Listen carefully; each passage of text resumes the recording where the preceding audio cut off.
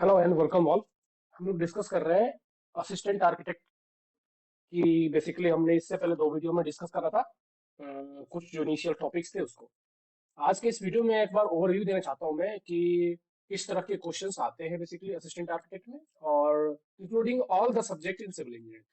Civil engineering के mostly questions आते हैं, आर्किटेक्ट के भी होते हैं। तो हम आज से डिस्कस करेंगे, एक ओवरव्यू लेंगे बेसिकली कि किस तरह के क्वेश्चंस आते हैं, क्या अप्रोप्रिएट आंसर होना चाहिए। और जब हम थियरी डिस्कस कर रहे होंगे तब तो हम डिस्कस करेंगे ही प्रॉपरली कि हर एक टॉपिक से कैसे कैसे क्वेश्चंस बनते हैं। At that time also be showing कि इसमें से ये क्वेश्चन पूछे जाते हैं। तो आज का वीडियो करंटली मतलब कंप्लीटली क्वेश्चन पेपर में फोकस्ड है। वीडियो अगर अच्छा लग रहा होगा आप लोगों को तो प्लीज कमेंट सेक्शन में लिखिए। आप पूरी सीरीज चाहते हैं तो वो भी लिखिए। एक डेडिकेटेड व्हाट्सएप ग्रुप है इसी के लिए, आप व्हाट्सएप ग्रुप में ज्वाइन कर सकते हैं। लिंक मैं डिस्क्रिप्शन सेक्शन में दे दूंगा, वहां से आप व्हाट्सएप ग्रुप में ज्वाइन कीजिए। हमारा पूरा कोर्स भी है, कोर्स में भी ज्वाइन कर सकते हैं ताकि पूरी कंप्लीट वीडियो के लिए। तो चलिए वीडियो को स्टार्ट करते हैं। और ये पेपर जो है वो 2013-23 में हुआ था, डीडीए का है। डीडीए में असिस्टेंट आर्किटेक्ट का ही पेपर हुआ था, अप्रोक्सीमेट मेरे हिसाब से अगस्त के आसपास हुआ था। तो वो पेपर है, तो बहुत रिसेंट पेपर ही है, तो इससे आपको एक आइडिया मिल जाएगा कि किस तरह के क्वेश्चन आते हैं। तो चलिए देखते हैं कि क्वेश्चन को, बेसिकली सिविल इंजीनियरिंग वाले क्वेश्चन को। जैसे ये क्वेश्चन है कि what is the total consumption of water requirement per day for hostel building as per head. Per head कह रहा है मतलब पर इंसान के लिए कितनी रिक्वायरमेंट होती है हॉस्टल बिल्डिंग के लिए। तो देखो इसके लिए आईएस कोड कौन सा है। आईएस कोड है आईएस 1792, सॉरी 1172, 1172 और 1993 का है। 1993 का जो कि ये स्पेसिफाई करता है 1172 कि water requirement for various purpose कितना है। तो मैं आपको एक बार सभी का बता देता हूँ कि इस कोड में जो लिखा हुआ है, जनरल रेजिडेंशियल बिल्डिंग के लिए, डोमेस्टिक पर्पस के लिए जनरली 135 लीटर लीटर पर हेड पर डे जरूरत पड़ती है। मतलब एक इंसान के लिए डोमेस्टिक पर्पस के लिए पर घंटे 135 लीटर की जरूरत पड़ती है। ये होता है रिक्वायरमेंट। और अगर हम कॉमर्शियल इंस्टीट्यूशनल बिल्डिंग की बात करें तो स्कूल के लिए होता है 45। स्कूल के लिए 45 से 135 तक, स्कूल या कॉलेज के लिए 45 टू 135। ऑफिस के लिए 45 अगेन। रेस्टोरेंट के लिए 70। सिनेमाज हॉल के लिए होता है, जैसे सिनेमा हॉल हो गया, ऑडिटोरियम हो गया, सबके लिए 15। और होटल्स के लिए 180। कोई होटल है तो 180, मतलब पर हेड 180 लीटर। और हॉस्पिटल है अगर तो 340 एंड 350, सॉरी 450, 340 एंड 450, इस तरह का रिक्वायरमेंट होता है। अब यहाँ पे पूछा गया हॉस्टल बिल्डिंग, तो hostel building basically residential building या डोमेस्टिक बिल्डिंग में ही आता है, तो 135 litre is the appropriate answer. Next question देख। नेक्स्ट क्वेश्चन है which of the following is an example of sedimentary rock commonly used as building stone. तो rock basically तीन तरीके के होते हैं। इग्नियस रॉक जो कि 95% है हमारे अर्थ पे, दूसरा होता है सेडिमेंट्री रॉक, सेडिमेंट्री रॉक जो कि यहाँ पे दिया हुआ, तीसरा होता है metamorphic rock, metamorphic rock. Igneous rock 95% है, बाकी 5% में दोनों है। इग्नियस रॉक बोलते हैं जो डायरेक्टली वोल्केनो के मैग्मा से बनता है, जो ज्वालामुखी होता है उसके मैग्मा से, उसके लावा से बनता है। अर्थ के चाहे वो थोड़ा अंदर हो जैसे ग्रेनाइट है, अर्थ के बिल्कुल सरफेस पे हो जैसे बसाल्ट है, ट्रैप है, बिल्कुल अर्थ के सरफेस पे थोड़ा सा नीचे बनता है, उसको कहते हैं इग्नियस रॉक। तो इग्नियस रॉक के कॉमन एग्जांपल हो गए ग्रेनाइट, बसाल्ट, ट्रैप, ये सब। सेडिमेंट्री रॉक सेडिमेंटेशन से बनता है, मतलब layer by layer composition decomposition से, कि एक लेयर बना फिर दूसरा लेयर आया फिर तीसरा लेयर आया, ऐसे बनता है सेडिमेंट्री रॉक। जैसे कि हो गया लाइम स्टोन, सैंड स्टोन, ये सब कॉमन एग्जांपल है। मेटामॉर्फिक रॉक क्या होता है, इग्नियस रॉक या सेडिमेंट्री रॉक को जो बहुत लॉन्ग ड्यूरेशन तक टेम्परेचर एंड प्रेशर के बीच में रखा जाता है, जो कि अर्थ के नीचे होता है। जनरली टेम्परेचर भी होता है और प्रेशर भी होता है, उसके नीचे इसकी क्रिस्टल्स कन्वर्ट हो जाते हैं बहुत ही डेंस स्ट्रक्चर में, उसको बोलते हैं मेटामॉर्फिक रॉक। जैसे कि नीश हो गया, सिस्ट हो गया, मार्बल हो गया, ये सब कॉमन स्लेट हो गया, ये सब एग्जांपल है मेटामॉर्फिक रॉक के। तो यहाँ पे पूछा है सेडिमेंट्री रॉक, तो बसाल्ट तो पहले बात की इग्नियस रॉक है, स्लेट यहाँ पे मेटामॉर्फिक रॉक है। दो ही ऑप्शन बचते हैं, ऑब्सिडियन और सैंडस्टोन। सैंडस्टोन एक बहुत अच्छा वेदर रेजिस्टेंट रॉक भी है जिसको हम यूज करते हैं स्ट्रक्चर में, मतलब बिल्डिंग्स में, as a building material.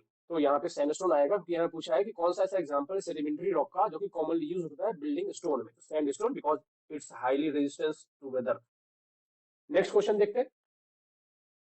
Next question है which of the following pollutants is primary responsible for the phenomena known as ozone hole. Ozone hole जो अर्थ एटमॉस्फेयर के बीच में है, ओजोन लेयर, ओजोन लेयर में जो होल हो रहा है या हो रहा था, अब तो काफी कुछ फील हो गया है।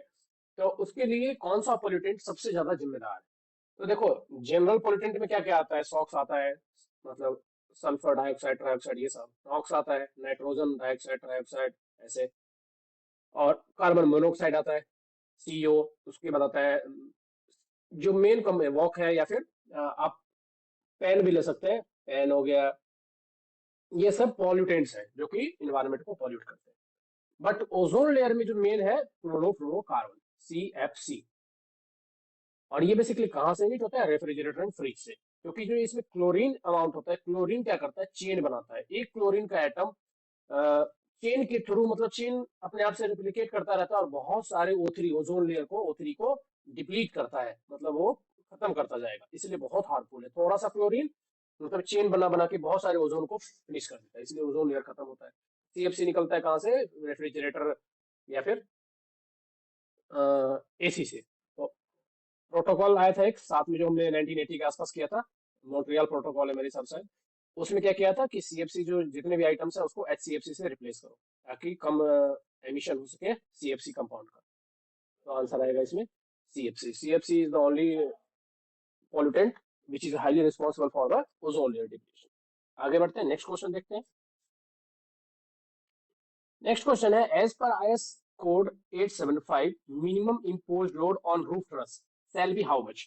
तो IS 875 की चार पार्ट्स है बेसिकली। फर्स्ट पार्ट कहता है डेड लोड स्पेसिफाइड है, सेकंड पार्ट में लाइव लोड स्पेसिफाइड है जिसको इम्पोज लोड भी कहते हैं, थर्ड पार्ट में विंड लोड है, फोर्थ पार्ट में स्नो लोड है, और लोड इसके बाद का जो पार्ट है उसमें है लोड कॉम्बिनेशंस। तो हम यहाँ पे बात करें इम्पोज लोड की, मतलब पार्ट 2 रेफर करेंगे। पार्ट 2 में सभी के लिए लाइव लोड गिवन है। तो आप एक बार जब IS कोड जब रेफर करोगे तो आपको मिलेगा कि for any type of roof minimum load जितना होना चाहिए वो होना चाहिए 0.4 फॉर पिच रूफ जिसकी एंगल 10 डिग्री से ज्यादा हो, मतलब स्लोपिंग एंगल 10 डिग्री से ज्यादा हो। तो जनरली रूफ क्रॉस में क्या होता है? स्लोपिंग एंगल 10 डिग्री से ज्यादा होता है। तो 0.4 किलोमीटर पर मीटर स्क्वायर, ये आप IS कोड में देख सकते हैं। IS कोड में आप देखो, ये रहा आपका IS 875 पार्ट 2 1987 का है। और ये रहा टेबल टू में impose load on various type of roof लिखा हुआ है, ठीक है, क्लॉज नंबर 4.1। यहाँ पे आप देखोगे कि sloping roof with slope greater than 10 degrees, तो ट्रस सारे इसमें आते हैं। इसके अंतर्गत जो मिनिमम इम्पोज लोड है जो कि प्लान में मेजर होता है वो क्या है? Subjected to minimum of 0.4 kilometre per metre square. ये है IS कोड का वैल्यू। तो यही यहाँ पे वैल्यू आपको। तो IS कोड एक तो इंपॉर्टेंट हुआ कि सारे IS कोड की सारी वैल्यूज आपको रखनी है, पहली बात तो ये एक इंपॉर्टेंट पॉइंट यहाँ से निकलता है। नेक्स्ट चलते हैं अगले क्वेश्चन। अगला क्वेश्चन है, which type of brick is commonly used for load bearing structure? कौन से टाइप की ब्रिक को हम यूज करते हैं लोड बियरिंग स्ट्रक्चर के लिए? तो देखिए, perforated brick, hollow brick, solid brick और फ्लाइस ब्रिक। मैं एक बार चारों को आपको पहले तो पिक्चर दिखाता हूँ। देखिए, परफोरेटेड ब्रिक क्या होता है? जिसमें परफोरेशन होते हैं, होल्स होते हैं बहुत सारे, ठीक है, जैसे यहाँ पे होल्स दिख रहा है, इसको बोलते हैं परफोरेटेड ब्रिक। ये है हॉलो ब्रिक, जिसमें बहुत सारे मतलब बड़े बड़े कैविटीज होते हैं। इसमें होल्स होंगे छोटे छोटे, इसमें होल्स होंगे बड़े बड़े। नेक्स्ट है फ्लाइस ब्रिक। फ्लाइस ब्रिक जानते हैं आप लोग कि मैक्सिमम अमाउंट इसमें फ्लाइस का होता है, क्ले इसमें बिल्कुल भी नहीं होता। सीमेंट और फ्लाइस का यूज करके बनाते हैं। और एक होता है सॉलिड ब्रिक जो कि कंप्लीटली सॉलिड का होता है। अब आपको मैं बताता हूँ एक एक का use.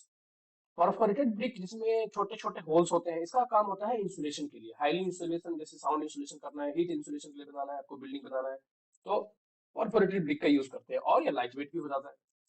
But hollow brick are highly light weight bricks, क्योंकि इसमें बहुत सारे बड़े बड़े होलो होते हैं, तो वेट बहुत हल्का होता है। स्ट्रक्चर को जो हमें सिर्फ लाइट वेट बनाना हो, लोड बेयरिंग से कोई काम नहीं है, तो इन दोनों में लोड बेयरिंग से कोई वर्क नहीं होता। इसका मेन यूज होता है इंसुलेशन में, इसका मेन यूज होता है लाइट वेट बनाने में।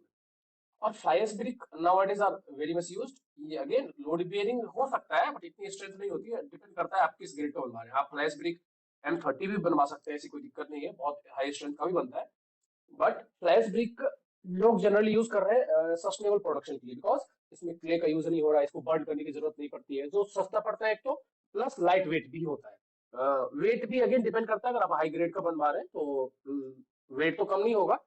बट हाँ, ये है कि आप इसमें सब कुछ अचीव कर सकते हैं, since you are promoting waste material, तो सस्टेनेबल प्रोडक्शन को ही प्रमोट कर रहे हैं। बीच का बचता है सॉलिड ब्रिक, चाहे वो फ्लाइस का हो या क्ले का हो, जो कि कंप्लीटली लोड बेयरिंग के लिए यूज किया जाता है। आपने देखा होगा क्ले ब्रिक जो आता है वो सॉलिड ब्रिक के अंदर होता है। और जब भी हम लोड बेयरिंग स्ट्रक्चर की बात करेंगे और ब्रिक मतलब वॉल्स को अगर हम ये यूज करना है as a load bearing, in that case we need to use solid brick only, we cannot use hollow brick, we cannot use perforated brick. We can use flash brick but with constraint कि grade specified हो, M20 use कर रहे हैं, M25 use कर रहे हैं, M30 use कर रहे हैं। तो चलिए आगे बढ़ते हैं, नेक्स्ट क्वेश्चन देखते हैं। नेक्स्ट क्वेश्चन है, ये आपने ऑटो कैड अगर पढ़ा हो, ऑटो कैड पढ़ाई होगा आपने, तो उसमें एक्सप्लोड का क्या कमांड होता है? एक्सप्लोड कमांड क्या करता है? एक्सप्लोड कर देता है। जैसे चार लाइन को ज्वाइन किया करके आपने रेक्टेंगल बनाया, एक्सप्लोड कमांड क्या करेगा? एक्स कमांड इस सबको अलग अलग कर देगा, मतलब चार लाइन को अगेन सेपरेट कर देगा। ज्वाइन कमांड ज्वाइन करने के लिए होता है, एक्सप्लोड कमांड एक्सप्लोड करने के लिए होता है। स्केल कमांड क्या करता है कि सेम साइज की ऑब्जेक्ट को आपको इक्वली प्रोपोर्शन में पूरे स्ट्रक्चर को बढ़ाना है, तो स्केल कमांड करता है, जो कि फर्स्ट ऑप्शन है।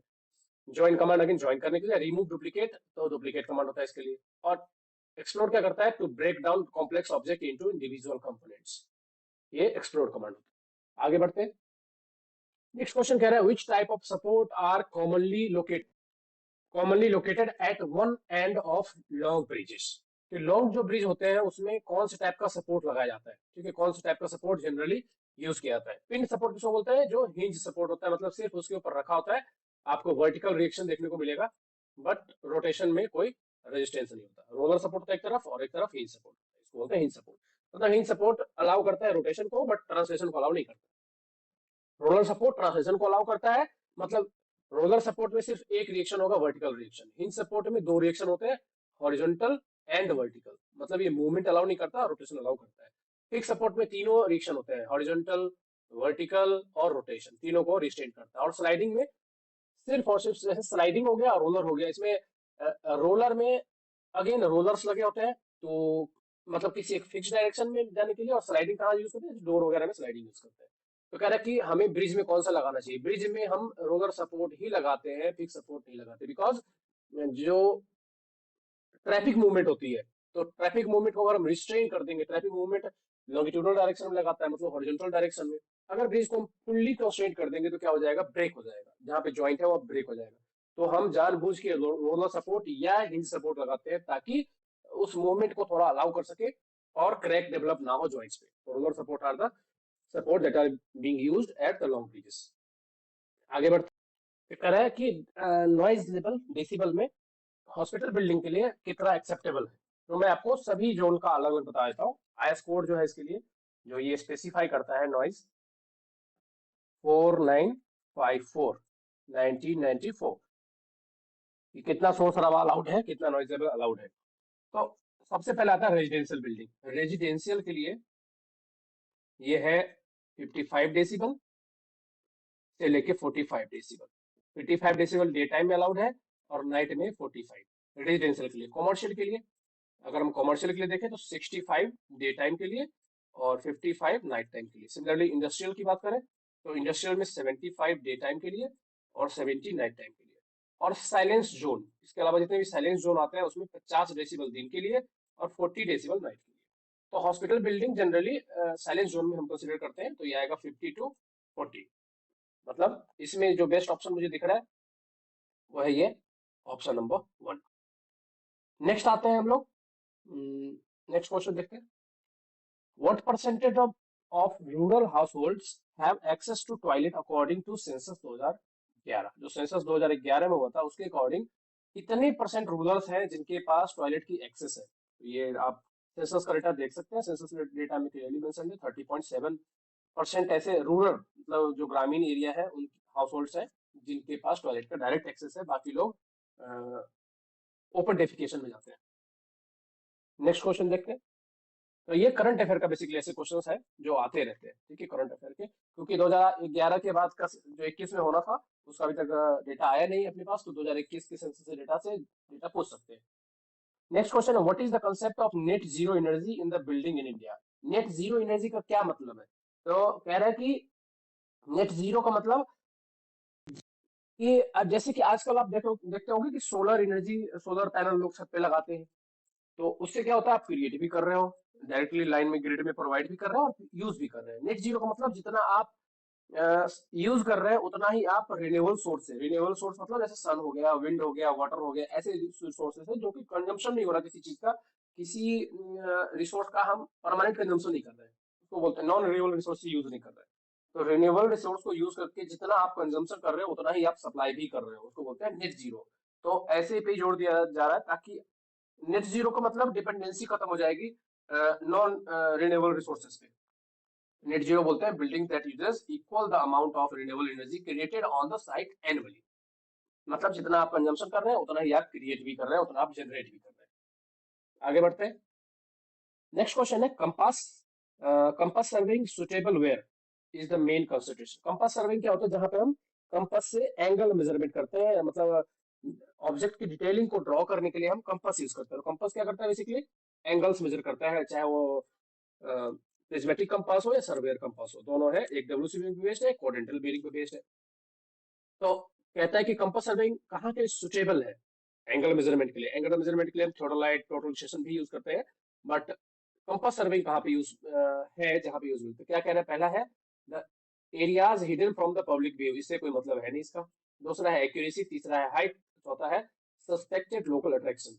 लोकल अट्रैक्शन जहां पे होगा उसको हम यूज नहीं कर सकते, because compass are based on magnetic field, और मैग्नेटिक फील्ड मतलब जहां पे लोकल अट्रैक्शन है, आयरन है या कुछ ऐसा मेटेलिक कंपाउंड है, वहां पे आयरन मतलब मैग्नेट काम नहीं करेगा, तो ये तो है नहीं। तीसरा है हाइट, तो हाइट से भी इसका कुछ लेना देना नहीं है। मेन है इसका कहाँ पे सुटेबल है, जहां पे हमें एक्यूरेसी चाहिए। ठीक है, उतनी एक्यूरेसी भी उतना सही आंसर नहीं है, बट हाँ ये है कि इस सब में ऑप्शन में से मेरे को सबसे अच्छा ऑप्शन यही लग रहा है, मुझे भी यही लग रहा है, और यही होना भी चाहिए। तो इसके अलावा और कोई ऑप्शन ऐसा नहीं है जो इसके लिए सुटेबल है। तो एक्यूरेसी, हाँ एक्यूरेसी बिल्कुल मिलती है। आप प्रिज्मेटिक कंपास यूज करेंगे तो डब्ल्यूसीबी में आपको रीडिंग मिलेगी। और प्रिसाइज एक्यूरेसी चाहिए तो आप थोड़ा यूज करेंगे या फिर टोटलाइजेशन यूज करेंगे एंगल मेजरमेंट के लिए। आगे बढ़ते हैं। ये क्वेश्चन कह रहा है कि which of the following pollutant is a greenhouse gas that contributes to global warming. जैसा हमने इससे पहले का क्वेश्चन डिस्कस करा था कि कौन सा पॉल्यूटेंट है जो कि ओजोन लेयर को डिप्लीट कर रहा है, वो था क्लोरोफ्लोरोकार्बन। यहाँ पे है green house gas. Green house मतलब जिससे अर्थ का टेम्परेचर बढ़ रहा है, अर्थ के इन्वायरमेंट का टेम्परेचर, ओवरऑल टेम्परेचर बढ़ रहा है, उसको बोलते हैं ग्लोबल वार्मिंग। ग्लोबली वार्म हो रहा है, टेम्परेचर बढ़ रहा है। और इसका सबसे मेन गैस, वैसे तो सारे रिस्पॉन्सिबल है इसके लिए, जितने भी है, carbon monoxide, methane gas, ozone, ये सब है रिस्पॉन्सिबल, बट जो मेन कंट्रीब्यूटर है वो है कार्बन डाइऑक्साइड, CO2। अब कह रहा है कि इनमें से कौन सा है, तो अगर मैं आपको टोटल लिस्ट दिखाऊं तो मैं लिस्ट एक बार दिखाता हूँ पहले। तो देखिए, मेन जो सोर्स है इसमें, सबसे बड़ा जो सोर्स होता है ग्रीन हाउस गैस का, वो होता है कार्बन डाइऑक्साइड, जिसका परसेंटेज है अबाउट 76%। CO2 का कंट्रीब्यूशन जो है ग्लोबल वार्मिंग में वो है 76%। सेकेंड जो कंट्रीब्यूटर है वो है मीथेन गैस। मीथेन गैस का कंट्रीब्यूशन है 16%। थर्ड जो आता है वो आता है N2O, मतलब निट्रस ऑक्साइड। तो निट्रस ऑक्साइड N2O, इसका परसेंटेज है 6%, और फ्लोरिनेटेड गैस का परसेंटेज होता है 2%। सबसे बड़ा कंट्रीब्यूटर यहाँ पे है CO2, सेकंड पे आता है मीथेन, तीसरे पे आता है निट्रस ऑक्साइड। आते हैं क्वेश्चन पे। अब इसमें से हम ऑप्शन देखते हैं, कह रहे हैं कि इसमें से कौन सा है जो कि कंट्रीब्यूट करता है ग्लोबल वार्मिंग को। तो फर्स्ट नंबर पे था कार्बन डाइऑक्साइड, तो कार्बन डाइऑक्साइड यहाँ पे डायरेक्ट आंसर नहीं है, इसलिए कार्बन मोनोऑक्साइड यहाँ पे आंसर आएगा। इसका परसेंटेज है 16%। पार्टिकुलर मैटर बहुत ही कम परसेंटेज को कंट्रीब्यूट करता है। और नाइट्रस ऑक्साइड NO2 नहीं है, N2O है। ये नाइट्रोजन ऑक्साइड नहीं है, डाइऑक्साइड नहीं है, बल्कि ये निट्रस ऑक्साइड जो होता है मेन कंट्रीब्यूटर होता है। तो ये दोनों तो वैसे ही नहीं है। और CH4 यहाँ पे 16% कंट्रीब्यूट करता है। यहाँ पे हम CO को मान लेते हैं, CO2 है, CO2 ऑप्शन होता तो वो डायरेक्ट आंसर होता, बट CO2 अगेन यहाँ पे CO, अगर हम स्पेसिफाइड, अगर ये किसी हाई लेवल का एग्जाम होता तो ये CO आंसर गलत होता, मीथेन आंसर सही होता, बट चूंकि असिस्टेंट आर्किटेक्ट का है तो ये यहाँ पे CO आंसर हम कंसीडर कर सकते हैं। आगे बढ़ते हैं नेक्स्ट क्वेश्चन पे। नेक्स्ट क्वेश्चन कह रहा है कि purpose of AutoCAD command fillet. Fillet command और चैम्फर कमांड आप जानते हो। फिलेट कमांड क्या करता है, अगर रेक्टेंगल है तो फिलेट क्या करता है, राउंडेड कॉर्नर बना देता है, ऐसा राउंड कर देता है। और चैम्फर क्या करता है, इसको ऐसे रेक्टेंगल, मतलब ये स्ट्रेट लाइन के साथ कर देता है, इसको बोलते हैं चैम्फर। और अगर राउंडेड है तो उसको बोलते हैं fillet. To create a rounded corner between two lines और ऑब्जेक्ट। 3D नहीं करता है, to create a smooth transition भी नहीं करता है। और to create a chamfered, chamfered हम जानते हैं चैम्फर कमांड होता है। नेक्स्ट देखते हैं। नेक्स्ट क्वेश्चन क्या कह रहा है कि how does the moment of inertia change when the mass distribution of object is concentrated closer to its axis of rotation। यानी कि मोमेंट ऑफ इनर्शिया कैसे चेंज होता है जब मास डिस्ट्रीब्यूशन जो ऑब्जेक्ट का वो सेंटर पे concentrated closer to its axis of rotation, वहीं पे अगर कंसंट्रेटेड है तो मोमेंट ऑफ इनर्शिया कैसे चेंज होता है।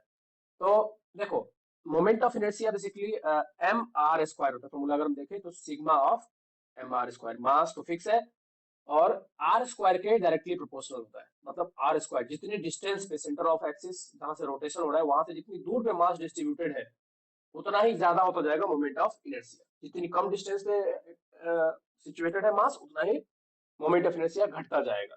तो सेंटर के जितना पास होगा एक्सिस ऑफ रोटेशन के जितना पास होगा मोमेंट ऑफ इनर्शिया उतना कम होता जाएगा क्योंकि आर स्क्वायर की वैल्यू घटती जाएगी। और जैसे जैसे वो दूर जाता जाएगा, कोई एक मान लो डिस्क है, ऐसा डिस्क मान लेते हैं, और ये इस तरह का डिस्क है और उसको इस एक्सिस के अबाउट रोटेट करेंगे तो मास इसका यहाँ पे डिस्ट्रीब्यूटेड है तो इसका मोमेंट ऑफ इनर्शिया बहुत बढ़ जाएगा क्योंकि आर स्क्वायर की वैल्यू यहाँ पे बहुत बढ़ गई। लेकिन अगर कोई ऐसा डिस्क है जो कि सेंटर पे ही सारा वॉल्यूम यहाँ पे है बाकी सब हॉलो है तो जाहिर सी बात है इसका मोमेंट ऑफ इनर्शिया घट जाएगा। तो यही कह रहा है कि अगर सेंटर पे कंसंट्रेटेड हो तो मोमेंट ऑफ इनर्शिया पे क्या फर्क पड़ेगा, विल बी डिक्रीज क्योंकि आर स्क्वायर घट जाएगा यहाँ पे। नेक्स्ट क्वेश्चन देखते हैं। नेक्स्ट क्वेश्चन कह रहा है which is the best method of solving a 3 point problem. 2 point problem और 3 पॉइंट प्रॉब्लम किसका है, ये है प्लेन टेबल सर्वेइंग का। और जब हम ओरिएंट करते हैं टेबल को तब टेबल के ओरिएंटेशन में काम आता है। 2 पॉइंट प्रॉब्लम में क्या होता है, 2 पॉइंट हमारे पास नोन पॉइंट्स होते हैं जिसकी लोकेशन हमारे ड्राइंग शीट पे ऑलरेडी ड्रॉन होती है। उन दोनों को यूज करके हम टेबल की ओरिएंटेशन अगले दिन के लिए फिक्स करते हैं कि हाँ ये ऐसे ड्रॉ हुआ। 3 पॉइंट प्रॉब्लम में क्या है, 3 पॉइंट होते हैं। तो कई सारे सॉल्यूशंस हैं। अब जैसे कि यहाँ पे 3 पॉइंट प्रॉब्लम के इसमें से बेस्ट मेथड कौन सा है वो देखते हैं। तो बेसिकली 3 पॉइंट प्रॉब्लम को सॉल्व करने की 3 टेक्निक है बेसिकली। पहला है मैकेनिकल। मैकेनिकल में आता है जैसे कि 3 आर्म प्रोटेक्टर मेथड आता है, बेसल्स मेथड आता है। ये 2 मेथड है मैकेनिकल मेथड में, मतलब इसके 2 मेथड है। ये सबसे कम एक्यूरेट होते हैं बट ये बहुत फास्ट होते हैं, आपको तुरंत आंसर दे देंगे। जब हमारे पास एप्रोप्रिएट इक्विपमेंट्स नहीं है, हमें तुरंत रिजल्ट चाहिए तो मैकेनिकल मेथड का यूज करेंगे। जैसे कि बेसल्स मेथड हो गया, 3 आर्म प्रोटेक्टर मेथड हो गया ये। दूसरा मेथड जो होता है ग्राफिकल, जो कि यहाँ पे फर्स्ट में लिखा हुआ। ग्राफिकल मेथड में 2 टेक्निक है, जैसे कि ट्रेसिंग पेपर मेथड है, लेमन रूल है, ये सब ग्राफिकल मेथड है। ये इंटरमीडिएट लेवल के होते हैं, मतलब ये एक्यूरेसी तो देते हैं बट अगर बहुत ही सोफिस्टिकेटेड इंस्ट्रूमेंट हमारे पास अवेलेबल नहीं है तब हम इनका यूज कर सकते हैं ट्रेस करके ग्राफिकली। तो ये मॉडरेट रिजल्ट देते हैं, मतलब ये उतने एक्यूरेट भी नहीं होते और उतने लाइट भी नहीं होते, मतलब मॉडरेट रिजल्ट आपको मिलेंगे। सबसे जो बेस्ट होता है वो होता है एनालिटिकल, मतलब इसमें हम एनालिटिक्स का यूज करते हैं, मैथमेटिक्स का यूज करते हैं। जैसे कि इसका मेथड है ट्रायल एंड एरर मेथड। ये एनालिटिक मेथड का एक टाइप है। ये सबसे एक्यूरेट और सबसे टीडियस है, लेंदी भी है। तो जहाँ पे हाईली कॉम्प्लेक्स वर्क है, बहुत ही हाई एक्यूरेसी हमें चाहिए, at that time I will be using an analytical method और ट्रायल एंड एरर मेथड। आप में से इन दोनों में से कोई भी ऑप्शन होता है आप उसको टिक करते हैं। Graphical method are the second highest accurate method, where as the mechanical method are the least accurate method. ठीक है, तो ये था। नेक्स्ट नेक्स्ट जो क्वेश्चन है वो कह रहा है कि which type of support allows translation in one direction but prevents translation in perpendicular direction. Question बहुत सिंपल है, कह रहा है कि जो कि एक डायरेक्शन में ट्रांसलेशन को अलाउ करता है लेकिन परपेंडिकुलर डायरेक्शन में ट्रांसलेशन को प्रिवेंट करता है। ट्रांसलेशन मतलब होता है मूवमेंट और रोटेशन मतलब होता है रोटेशन, कि रोटेट कर रहा हो। ट्रांसलेशन जो एक डायरेक्शन में अलाउ करे दूसरी डायरेक्शन में प्रिवेंट करे। रोलर सपोर्ट क्या करता है, दोनों ही डायरेक्शन में अलाउ करता है। पिंच सपोर्ट क्या करता है, ट्रांसलेशन अलाउ ही नहीं करता, सिर्फ रोटेशन अलाउ करता है। तो ये 2 ऑप्शन वैसे ही गलत हो गए। फिक्स सपोर्ट ना तो ट्रांसलेशन अलाउ करता है ना ही रोटेशन अलाउ करता है किसी भी डायरेक्शन में, तो ये 3 ऑप्शन वैसे ही नहीं हुए। स्लाइडिंग सपोर्ट क्या करता है, स्लाइडर होता है, बेसिकली स्लाइडर होता है जो कि सिर्फ जिस डायरेक्शन में आपने डिफाइन कर रखा है कि इस डायरेक्शन, जैसे गेट वगैरह होता है, गेट में आपने देखा होगा स्लाइडर नीचे लगा होता है, तो एक फिक्स डायरेक्शन में सिर्फ ट्रांसलेशन अलाउ करता है, बाकी किसी भी डायरेक्शन में अलाउ नहीं होता है, तो इसको बोलते हैं स्लाइडिंग सपोर्ट। नेक्स्ट क्वेश्चन देखते हैं। नेक्स्ट कह रहा है which of the following material is known for high thermal insulation property. ऐसी कौन सी इसमें से मटेरियल है जो कि सबसे ज्यादा heat insulation, thermal insulation means heat insulation, जो हीट को रेजिस्ट करता है पार होने के लिए। स्टील, कंक्रीट, ग्लास और पॉलिएस्टर फोम। आप वैसे भी बता सकते हो, जितना डेंस स्ट्रक्चर है, जितना कनेक्टेड स्ट्रक्चर है, एटम्स चाहिए हीट को ट्रांसफर करने के लिए, जितना डेंस है, जितना मेटेलिक है, उतना ही ज्यादा हीट इंसुलेट होगा। तो स्टील नहीं होगा। स्टील और कंक्रीट की थर्मल एक्सपेंशन की कोफिशिएंट होती है 12 इंटू 10⁻⁻⁶। तो अप्रोक्सीमेट ये दोनों सेम होते हैं पर डिग्री सेल्सियस। इन दोनों की अल्फा की वैल्यू होती है 12 इंटू 10⁻⁶। तो ये दोनों काफी इंसुलेटेड होते हैं क्योंकि इनकी कोफिशिएंट ऑफ थर्मल एक्सपेंशन बहुत ज्यादा है। Glass again is a plastic material, तो ये बेसिकली थर्मल इंसुलेशन में बिल्कुल अप्रोप्रिएट नहीं है। फोम्स, क्योंकि इनके पार्टिकल्स एटम्स बहुत दूर दूर सिचुएटेड होते हैं, तो बीच में वेकेंट स्पेस होता है, एम्प्टी स्पेस होता है, जिसकी वजह से क्या होता है आपको यहाँ पे एम्प्टी स्पेस की वजह से काफी इंसुलेशन प्रॉपर्टी देखने को मिलती है। आगे चलते हैं। मैक्सिमम बेंडिंग मोमेंट कह रहा है कि किस where is the maximum bending moment typically located in a simply supported beam with a concentrated load at centre. Simply supported beam है और सिंपली सपोर्टेड बीम में कंसंट्रेटेड लोड है सेंटर पे, तो मैक्सिमम बेंडिंग मोमेंट कहाँ पे आएगा? इसका बेंडिंग मोमेंट डायग्राम अगर बनाएंगे तो ऐसा आएगा।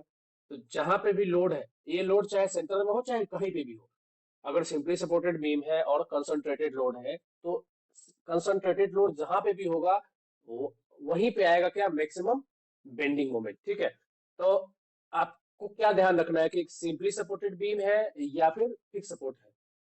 तो क्वेश्चन क्या पूछा है वो देखना है। अगर बेंडिंग मोमेंट पूछ रहा है तो बेंडिंग मोमेंट यहाँ पे होगा। इसका शियर फोर्स डायग्राम कैसा बनेगा? तो शियर फोर्स डायग्राम इसका कुछ इस तरीके का बनेगा, यहाँ से यहाँ तक इक्वल रहेगा, फिर यहाँ से नीचे आया, फिर यहाँ पे ऐसा आया, फिर यहाँ पे ऐसा आया। तो आप क्वेश्चन को दोबारा पढ़ते हैं। Where is the maximum bending moment typically located in a simply supported beam with a concentrated load at centre. At the point where between centre and the support, बिल्कुल नहीं।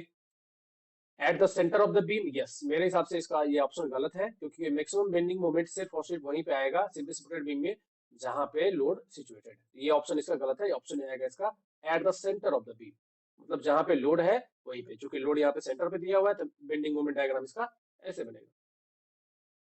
बेंडिंग मोमेंट कांस्टेंट तो होगा नहीं। Shear force अगर maximum पूछता है तो shear force क्योंकि कांस्टेंट है, तो आप शियर फोर्स के केस में सपोर्ट आंसर हो सकता था, हालांकि वो भी इतना अप्रोप्रिएट नहीं है क्योंकि शियर फोर्स कांस्टेंट रहेगा अगर एक ही सेंटर पे कंसंट्रेटेड लोड है तो। ठीक है, बस फर्क कितना रहेगा कि लेफ्ट साइड में पॉजिटिव है तो राइट साइड में नेगेटिव रहेगा, बस, और कोई फर्क नहीं पड़ेगा। बाकी हर जगह कांस्टेंट शियर फोर्स रहेगा। नेक्स्ट क्वेश्चन देखते हैं, तो आंसर आएगा at the centre of the beam, याद रखिए। नेक्स्ट क्वेश्चन कह रहा है what shall be the minimum width of footpath for residential या mixed use areas. Minimum width कितना होता है फुटपाथ का?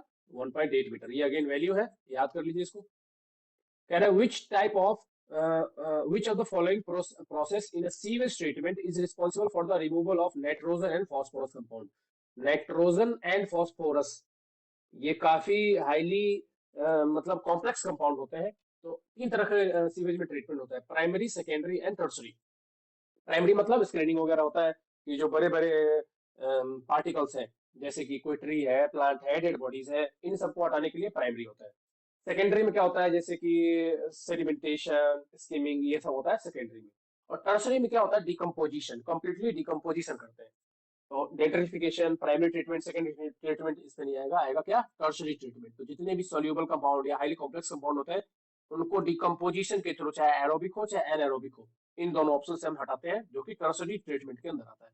आगे नेक्स्ट क्वेश्चन कह रहा है कि the proportion of the distance on map to the corresponding distance on ground. तो मैप का क्या डेफिनेशन होता है? स्केल इज इक्वल टू, अगर हम स्केल इज इक्वल टू बात करें तो स्केल इज इक्वल टू होता है map distance upon ground distance. ये फॉर्मूला होता है map distance upon ground distance, ये होता है स्केल। कह रहा है कि the proportion of the distance on the map to the corresponding distance on the ground, इसको क्या कहते हैं? लीनियर स्केल क्या होता है? जितना ग्राउंड पे है उतना ही मैप पे भी है। प्लेन स्केल, डायगोनल स्केल और रिप्रेजेंटेटिव फ्रैक्शन। आरएफ किसको बोलते हैं? कि जब जैसे लिखा हो कि 1/50, इसको बोलते हैं आरएफ। दोनों का स्केल कि वन, जैसे हम बोले कि 1 centimetre on map is equal to 50 metre on ground. अब इसको हम आरएफ में कन्वर्ट करने के लिए क्या करेंगे? नीचे वाले को भी हम सेंटीमीटर में बदलेंगे, तो यहाँ भी 100 से अगर मल्टीप्लाई कर देंगे तो ये आरएफ में कन्वर्ट हो जाएगा। तो दोनों जब प्रोपोर्शनल होता है, मतलब सेम डिस्टेंस में प्रोपोर्शनल होता है, तो उसको क्या कहते हैं? RF, representative fraction.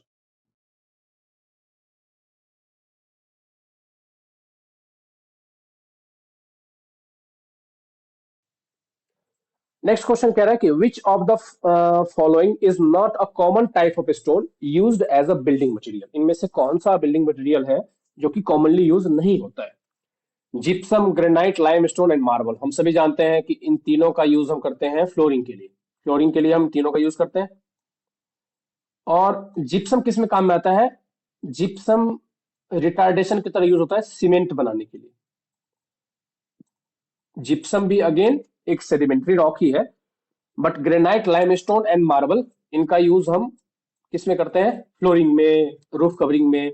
But commonly not type of stone use for building materials, तो वो आएगा जिप्सम।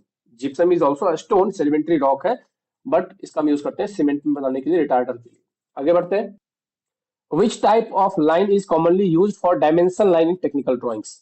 तो ये ड्राइंग का थोड़ा क्वेश्चन है, बट हमने सिविल इंजीनियरिंग में भी हम पढ़ते हैं टेक्निकल ड्राइंग में कौन से टाइप का लाइन हम यूज करते हैं डायमेंशन लाइन की तरह। तो हिडन लाइन हम दिखाते हैं हिडन ऑब्जेक्ट्स के लिए, ऑब्जेक्ट लाइन ऑब्जेक्ट को रिप्रेजेंट करने, सेंटर लाइन पूरी ड्राइंग को सेंटरली डिवाइड करने के लिए, और एक्सटेंशन लाइन किसके लिए होता है, डायमेंशंस के लिए। एक्सटेंशन लाइन जो कि मान लो यहाँ पे ऐसे ऑब्जेक्ट फिनिश हो रहा है, तो यहाँ पे हम ऐसे डायमेंशंस दिखाने के लिए यूज करते हैं। तो डायमेंशन लाइन होता है टेक्निकल ड्राइंग में, एक्सटेंशन लाइन यूज करते हैं इसके लिए। नेक्स्ट क्वेश्चन कह रहा है what is the purpose of AutoCAD command hatch. Hatching के लिए हम क्या यूज करते हैं, हैचिंग आपने देखा होगा कि ग्रेडियंट हैचिंग भी होती है, ऑब्जेक्ट हैचिंग भी होती है। ऑब्जेक्ट मतलब मटेरियल क्या है, मटेरियल किस चीज का बना हुआ है, उसकी टेक्सचर बताने के लिए हम हैचिंग यूज करते हैं। तो कह रहा है कि to fill an enclosed area with a pattern और सॉलिड कलर, बिल्कुल ठीक है। To create a gradient fill effect, हाँ ये भी हो सकता है क्योंकि ग्रेडियंट भी हम हैचिंग कर सकते हैं। Gradient fill but proper hatching के अंदर नहीं आता, हैचिंग का एक टाइप है। टू ऐड द टेक्स्ट, इसके लिए हम टेक्स्ट ऐड करते हैं। To align object along the specified path, बिल्कुल नहीं। तो हैचिंग का मेन पर्पस है, हैचिंग से अब चाहे कॉन्क्रीट का होगा तो ऐसे कोर्स एग्रीगेट, सीमेंट के लिए डॉट डॉट डॉट ऐसे दिखाया होगा, वुड यूज करेंगे तो वुड का टेक्सचर दिखाएगा, अगर मेटेलिक यूज करेंगे तो मेटेलिक का टेक्सचर दिखाएगा। तो बेसिकली हैशिंग का मतलब क्या है, तो इनक्लोज्ड एरिया को एक पैटर्न या फिर सॉलिड कलर से फिल करने के लिए हैचिंग को हम यूज करते हैं। नेक्स्ट क्वेश्चन देखते हैं। कह रहा है which type of load is typically responsible for causing lateral deflection and bending in structural members। कौन से टाइप का लोड है जो कि लेटरल डिफ्लेक्शन मतलब लेटरल मूवमेंट देता है और बेंडिंग देता है स्ट्रक्चर में। तो ये अगर हमारा बिल्डिंग है तो जितने भी डेड लोड और लाइव लोड्स होते हैं वो वर्टिकली डाउनवर्ड डायरेक्शन में लगते हैं। ये सिर्फ बेंडिंग मोमेंट और शियर फोर्स इंपार्ट करते हैं। हाँ टॉर्शन भी थोड़ा बहुत होता है, but bending moment and shear force is the prime thing. Horizontal movement इसमें बिल्कुल भी नहीं होता। तो यहाँ पे मेन कॉज पूछा है लेटरल डिफ्लेक्शन भी। लेटरल मूवमेंट दो कारणों से होता है, विंड की वजह से और अर्थक्वेक की वजह से। तो डेड स्नो लाइव ये सब वर्टिकल लोड है, ये सब सिर्फ वर्टिकल बेंडिंग मोमेंट देंगे, शियर फोर्स देंगे, टॉर्शन दे सकते हैं, but they can not impart lateral deflection. Lateral deflection के लिए विंड या अर्थक्वेक होना चाहिए। तो ऑप्शन आएगा 1। नेक्स्ट कह रहा है कि which type of force is responsible for pulling a structure apart. कौन सा इसमें से फोर्स है जो दो पार्ट में डिस्ट्रीब्यूट कर देता है स्ट्रक्चर को। Tension, shear, bending and compression. Compression में तो क्रश हो जाएगा, इसमें दो पार्ट में बटेगा नहीं। बेंडिंग से क्या होगा, जैसे ये बीम है, बेंडिंग में क्या होगा, ये ऐसे बेंड हो जाएगा, बेंड हो जाएगा। शियर में क्या होगा, शियर फोर्स अगर ज्यादा होगा तो शियर क्रैक्स दिखेंगे 45 डिग्री पे शियर क्रैक्स। टेंशन की वजह से क्या होगा, अगर एक ऑब्जेक्ट ऐसे फोर्स लग रहा है एक ऑब्जेक्ट पे और ऐसे फोर्स लग रहा है तो ये दो पार्ट में स्प्लिट हो जाएगा, यहाँ यहाँ बिल्कुल दो पार्ट में। तो tension is the force which is responsible for the splitting of the object। Next question है which of the following is not a component of solid waste management। Solid waste management नाम से clear है कि waste कैसा है, solid है, ठीक है। तो सॉलिड वेस्ट मैनेजमेंट के लिए इनमें से कौन सा मेथड का या कंपोनेंट नहीं है। Transportation, reduction, disposal and collection.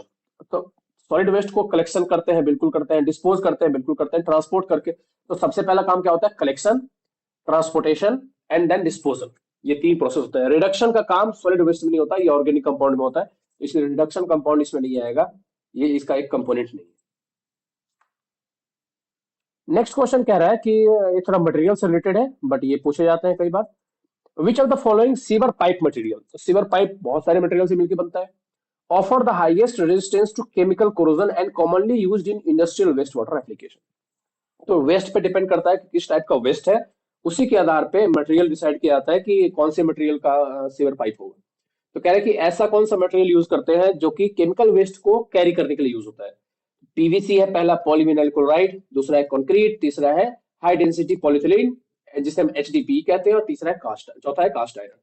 Cast iron generally ऐसे जगह पे यूज करते हैं जैसे कि जहां से वाटर सप्लाई हम ट्रांसपोर्ट कर रहे होते हैं, हालांकि इसमें भी कोरोजन होता है तो कास्ट आयरन कोरोजन कम होता है, बट कास्ट आयरन का यूज हम वहां पे करते हैं। कॉन्क्रीट नॉर्मल सीवेज अगर है जहाँ पे कोरोजन मतलब कोई ऐसा केमिकल नहीं है जिसको जो कि कोरोड करेगा तो हम कॉन्क्रीट यूज करते हैं।